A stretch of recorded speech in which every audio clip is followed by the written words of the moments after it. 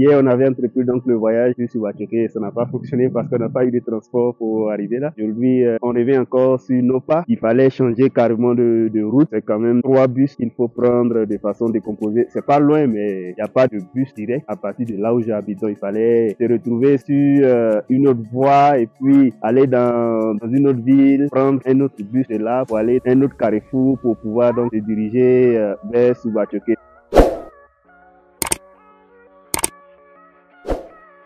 Ici, c'est la place principale. Il y a toujours une église catholique qui est sur la place et puis on compte un peu l'histoire de la ville et puis avec tout ce qu'il y a autour, les restaurants où vous pouvez manger, vous pouvez passer du bon temps avec la famille et autres. Nous allons essayer de parcourir un peu la ville, donc certaines ruelles du village carrément pour pouvoir mieux connaître les faits donc la ville de Subachoke. Subachoke, c'est environ 250 ans, donc ça existe avec environ 14 000 habitants. Donc les 14 000 habitants, ce sont, on va dire, des personnes qui viennent d'un peu de partout.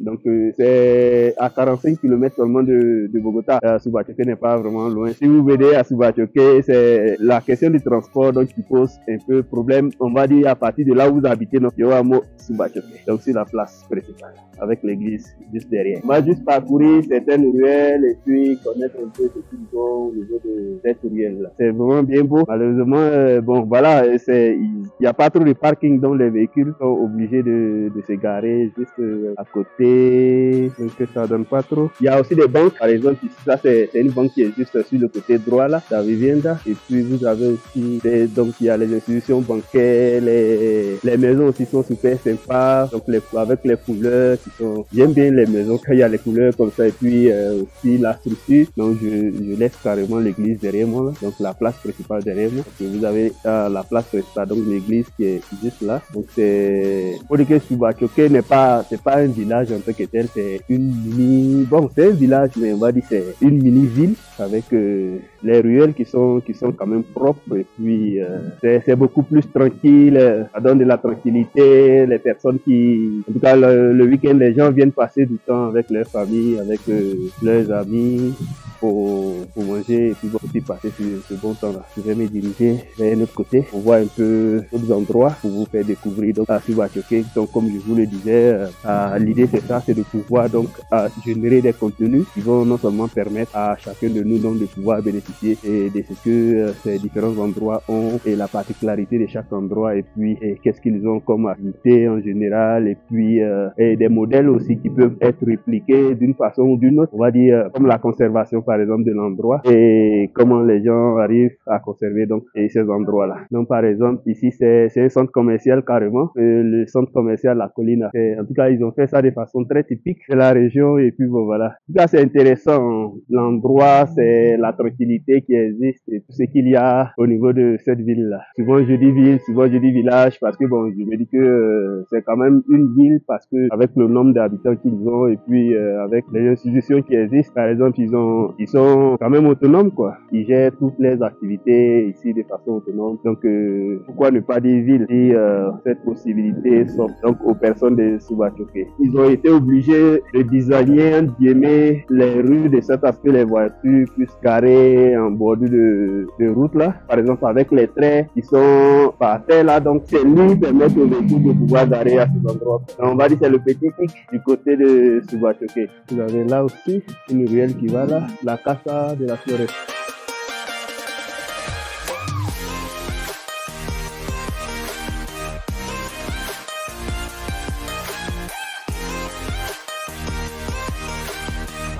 J'aime bien la structure des maisons, comme par exemple cette maison que vous voyez là. Il y a quelque chose de typique en fait. Un peu comme par le passé, les gens faisaient les maisons familiales et puis toute la famille habitait là. On sent que le bois est beaucoup plus travaillé dans cette partie du pays en fait. Par exemple avec la force là, tout est en bois et pratiquement la majorité des maisons avec du bois qui font le design. Il y a des lions là qui gardent la maison comme ici par exemple. Là, au niveau de là-haut, je pense que c'est des fermes, c'est aussi des cours familiales. Et donc ici, on commence commence à sortir, on va dire, du centre historique, mais n'empêche que les gens ont gardé cette authenticité, cette tradition, cette culture, donc de pouvoir toujours construire les maisons plus ou moins de cette même manière. Par exemple, avec votre petite terrasse, bon, votre fenêtre aussi qui donne donc sur la voie principale. Et puis vous avez donc le temps de pouvoir faire entrer de l'air donc dans la maison. Une femme qui va promener son chien.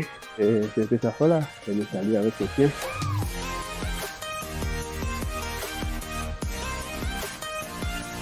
Et moi, je crois que on a aussi cette possibilité de se donner des chances au niveau de nos différentes villes, au niveau de nos différents villages, tout ce qu'on a comme tradition, tout ce qu'on a comme savoir-faire. On a cette possibilité de les conserver pour les futures générations parce que c'est la chose la plus importante. Les futures générations aussi ont besoin d'histoire pour raconter. Ils ont besoin de savoir l'histoire de leurs ancêtres. Mine de rien, on peut vous arracher tout, mais quand même la connaissance que vous avez, c'est la seule chose qui reste avec vous. Vous avez juste la coupole qui est sortie là, c'est une banque et aussi ça c'est le parc qui donne de l'autre côté. Donc des guichets automatiques un peu partout et là au niveau de ce kiosque, vous pouvez acheter vos souvenirs et puis tout ce que vous voulez pour pouvoir repartir. Donc c'est des produits qui sont faits par les personnes qui sont là.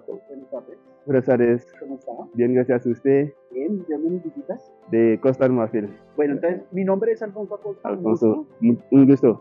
En Sí. mi municipio. Ujú. Yo soy voluntario aquí del Instituto de Deporte y Cultura, IDCPU. Entonces la idea es brindar información a nuestros visitantes, Exacto. información cultural Ujú. de diferentes actividades del turismo que se pueden realizar acá en Subachoque. En Subachoque. Perfecto. ¿Te molesta si grabo? ¿Sí me graba? Sí. No, para nada. Ah, vale, pues. Pero Ajá. para mí, ¿dónde lo muestras? Yo tengo un blog y tengo una página de YouTube y Instagram donde subo. Ya, le voy a brindar la información Perfecto. común y corriente. Hola, muy buenas tardes. Soy voluntario del Instituto de Deporte, Cultura y Turismo. Mi nombre es Alfonso Acosta. Y entonces lo que hago es brindarles una información cultural y los diferentes atractivos y actividades turísticas que nuestros visitantes pueden realizar aquí en Subachoque. En este momento entonces Subachoque hace parte de los 116 municipios que tiene Cundinamarca. Estamos ubicados en Sabana de Occidente, a 45 kilómetros de Bogotá, sobre la cordillera oriental, a una altura aproximada de 2.681 metros sobre el nivel del mar. Nuestro municipio de Subachoque fue fundado un 16 de marzo de 1774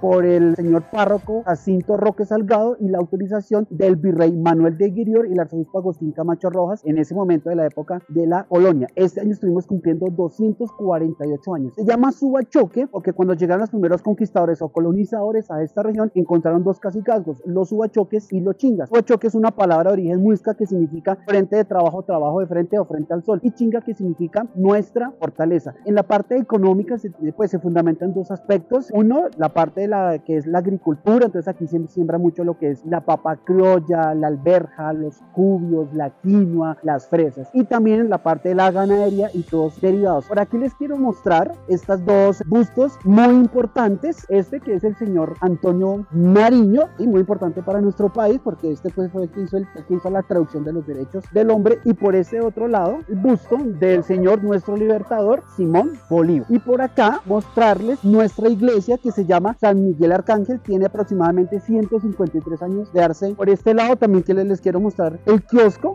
principal aquí en nuestro parque de Subachoque, que es punto informativo y también es punto de donde se venden todas las artesanías que hacemos aquí en nuestro municipio. Con respecto a las actividades turísticas, todo el turismo aquí en Subachoque es gratuito, no tiene ningún costo para que ustedes vengan y disfruten. Pueden ir por ejemplo al Parque Museo La Ferrería, declarado por el Ministerio de Cultura como un bien de interés cultural, monumento nacional. El ingreso son sábados, domingos y festivos, 10 de la mañana a 4 de la tarde, no tiene ningún costo. Allá hay una compañera que les cuenta la historia, les hace el recorrido por este parque. Hace 164 años fue la primera siderúrgica que existió en nuestro país. De allá, por ejemplo, salían los primeros rieles nacionales y las columnas para la construcción del Teatro Colón. Entonces los invito a que vayan a nuestro parque Museo La Ferrería. Eso hacia el norte de nuestro municipio. Y hacia el occidente, ustedes pueden disfrutar del embalse Pantano de Arce. Es el que suministra agua a Subachoque a las veredas aledañas. Un embalse que está a más de 3.200 metros sobre el nivel del mar. Y por esa misma vía del embalse, ustedes también pueden disfrutar de uno de los 37 páramos que tiene nuestro país, que es el Cerro El Tablazo. También se le conoce como el Balcón de Colombia. Está a más de 3.500 metros sobre el nivel del mar. Cuando está despejado se puede ver el Nevado del Ruiz, Nevado del Tolima, Nevado Santa Isabel, los municipios de Supatá, San Francisco, toda la Sabana y otros atractivos más. Entonces esos son los diferentes puntos que nuestros visitantes pueden venir acá y disfrutar de toda la flora y la fauna de nuestro municipio. Pues siempre bienvenidos a Subachoque, su pueblo, nuestro pueblo. Je viens juste de terminer mon interview avec le guide touristique qui est juste derrière moi en train de donner des informations aux aux voyageurs et aux visiteurs.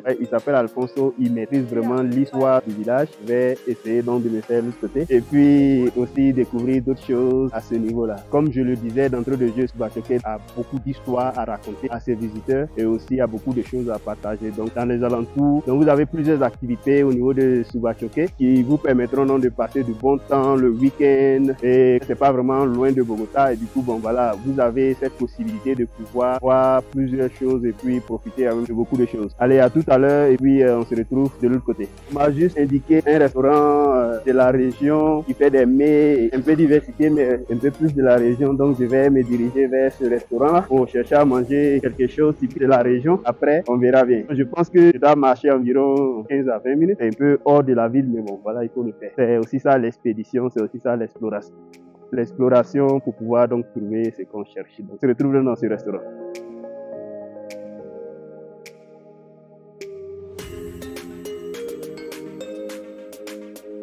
Bonaza. Juste donc à ce restaurant, oui, le nom c'est restaurant La Calabaza, un peu comme une terre, vous avez donc le nom qui est là, La Calabaza, c'est l'entrée qui est là, c'est un peu comme un parc de divertissement, vous pouvez aussi passer du bon temps et joli ce restaurant pour faire des activités, donc en tout cas divers types d'activités en fait.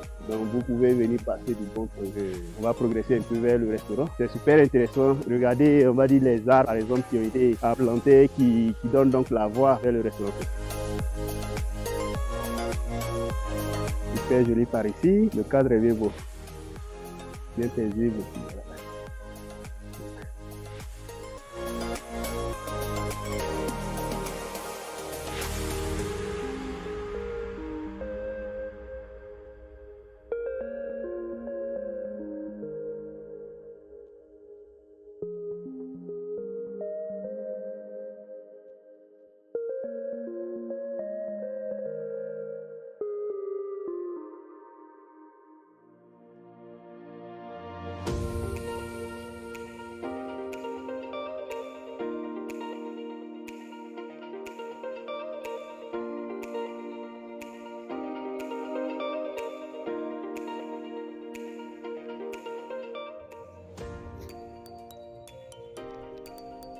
Donc je viens juste de finir, donc je me retourne carrément sur Bogota.